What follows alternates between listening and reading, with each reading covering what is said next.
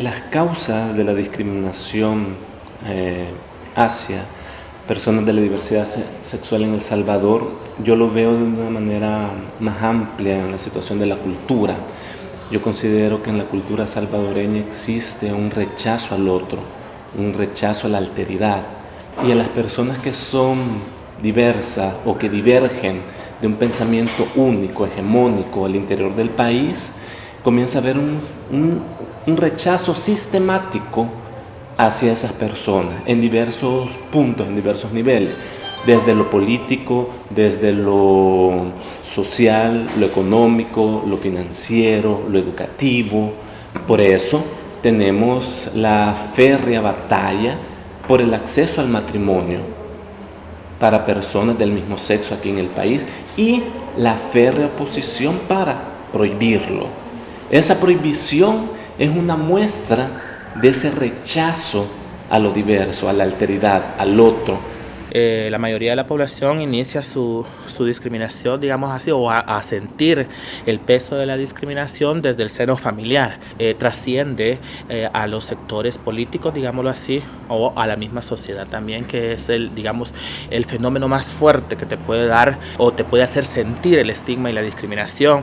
Luego de eso, pues ya pasa al sistema político, ¿verdad? Al sistema del Estado, que es todavía más fuerte que el social. Te limita a la educación, al trabajo, a la vivienda, a créditos, al tránsito libre, al sufragio. Entonces ya es una gama más amplia que se materializa con un accionar y que deja como último gran resultado personas LGBTI no alfabetizadas, personas LGBTI privadas de libertad, personas LGBTI marginadas, población LGBTI que no tiene preparación profesional y no tiene acceso a oportunidad laboral formal, sino que nos excluye a ciertas oportunidades informales además, y que no te da la garantía de los beneficios sociales que debería de brindarte el Estado. Las personas trans en este caso nos vemos sometidas a ese tipo de trato por parte de las autoridades, por parte de sociedad civil en muchas ocasiones, por parte de la religión. Entonces son como los principales ejes que nos atacan sin deberles nada, porque nosotros no hemos decidido ser así. Porque si a mí me dieran a decidir, buscaría la parte fácil, buscaría ser una mujer normal o un hombre normal, como lo señalan ellos, porque nosotros somos anormales para el mundo, con el simple hecho de no tener una identidad, es como que no existo. El diario vivir de una persona transexual es realmente cada día, cada vez que sale el primer rayo de sol, es como que es un nuevo reto para nosotros, el intentar vivir un día más, porque no sabemos con qué tipo de personas nos vamos a topar. Necesitamos una ley de identidad que nos reconozca legalmente para que podamos tener acceso a todos los derechos que tiene cualquier otra persona. Necesitamos ser reconocidos legalmente para tener derecho a la justicia, derecho a la educación, derecho a un trabajo digno, derecho a la salud. Nosotros necesitamos ser reconocidos también. Existimos y somos parte de esta sociedad, somos parte productiva de la sociedad también. Bueno, el estigma se crea por la misma falta o por la misma ausencia de políticas, ¿verdad?, que rijan a un Estado a favor de los derechos fundamentales de las personas LGBTI. Se rige también por el fuerte poder de incidencia que tienen las iglesias, ¿verdad? Llámese iglesia católica, evangélica, mormona o cualquier tipo de iglesias, tiene mucha injerencia en la toma de decisiones del Estado salvadoreño. Esto obstaculiza un desarrollo en cuanto a la aplicación de los derechos de esta población, ¿verdad? Y lejos de poder la población demandarlos al Estado, entonces lo que pasa es que la misma población calla y permite que sus derechos se vulneren. Básicamente, por poner un marco general de trabajo metodológico hablando de estas temáticas, en el año 1932 sucede un fenómeno político-social de amplia magnitud a nivel nacional, como fue el levantamiento indígena de los Izalcos.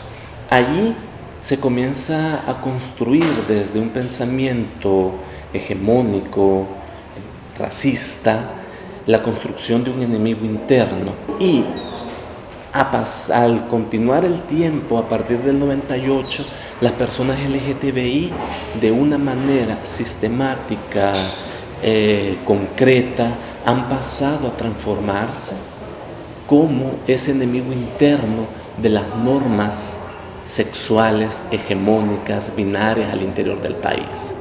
Eso ha conllevado a un proceso de exterminio que genocidamente ha acabado con la vida alrededor de 600 personas, más o menos registradas desde 1997 a la época actual. No podemos cambiar una realidad que no existe para el resto de la población.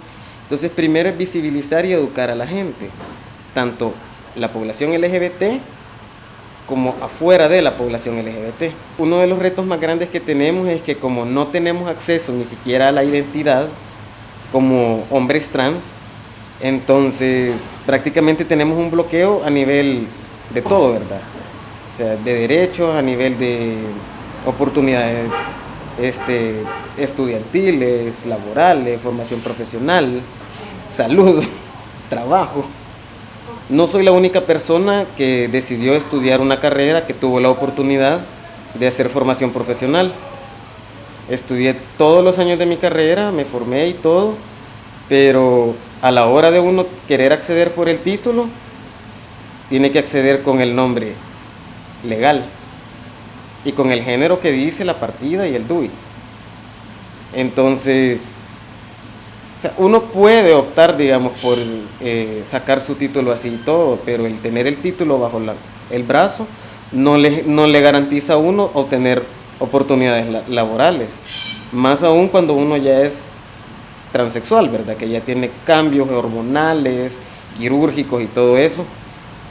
Ya viendo una persona así como yo, que ya tengo más de 2 años de hormonización, los cambios son bastante evidentes, y si yo llego con un título, con un nombre femenino, y todos mis documentos tienen la foto anterior, el nombre anterior, el género femenino en este caso, eso cierra puertas. Lo que aportan los estudios de diversidad sexual, o lo que intentan aportar los estudios de diversidad sexual en el país, es colocar a discutir al interior de los centros de pensamiento de El Salvador los procesos de discriminación que sufren las personas LGTB en el país y llegar a construir procesos de políticas públicas para minimizar el sufrimiento de las personas LGTB en el país. Los estudios de diversidad sexual en El Salvador es un campo de estudio no explorado, no abierto, por la misma situación de los procesos de discriminación que se sufren en el país. Estos muchas veces se reproducen al interior de las universidades, creando, como diría Gayle Rubin en su momento de los años 80, unos estudios de diversidad buenos y unos estudios de diversidad malos. Los estudios académicos buenos serían aquellos que seguirían en la norma y el patrón heterosexual vigente. Yo creo que al unirnos diferentes sectores, en este caso de la población LGBTI, población organizada LGBTI, población no organizada LGBTI, y que el resto que no tiene, digamos, como la necesidad o por diferentes factores no hace evidente su orientación sexual o su identidad de género, nos uniéramos de una forma coordinada, ¿verdad? Pudieran haber mejores resultados más efectivos y una presión más efectiva hacia el Estado mismo. Yo creo que es una lucha interna que nosotras mismas tenemos que realizar, una lucha de autoevaluación, ¿verdad? ¿Qué puedo hacer yo por el prójimo? Durante yo no vea que la lucha de los chicos gay es mía y la lucha de las trans tiene que ser de los chicos, que se visualice de esa forma, de una forma empática, no vamos a poder avanzar hacia el reconocimiento de nuestros derechos, ¿verdad? Antes de ese problema, pasé prácticamente 3 años aguantándoles el acoso, todos los días, era de verlos y yo intentaba siempre como irme.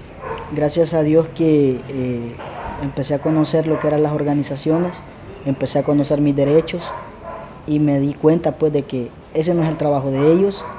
Ellos no tenían por qué meterse en mi vida privada, mucho menos querer desvestirme en la calle ante todo el mundo. Yo invito a todo aquel que conoce un poco del tema, a que le hable a las demás personas, y a quien no sabe, que se interese por saber, que se interese por conocer del tema. No, el ser un hombre trans o una mujer trans no significan drogas, no tiene por qué ser así, no significa ladrones. Habemos gente que trabajamos, gente que luchamos por salir adelante como cualquier otra persona. Incitaría un poco más al respeto, el respeto ante todo. Si no nos aceptan, pues, pero que tampoco traten de dañarnos. Somos seres humanos, somos creación de Dios también.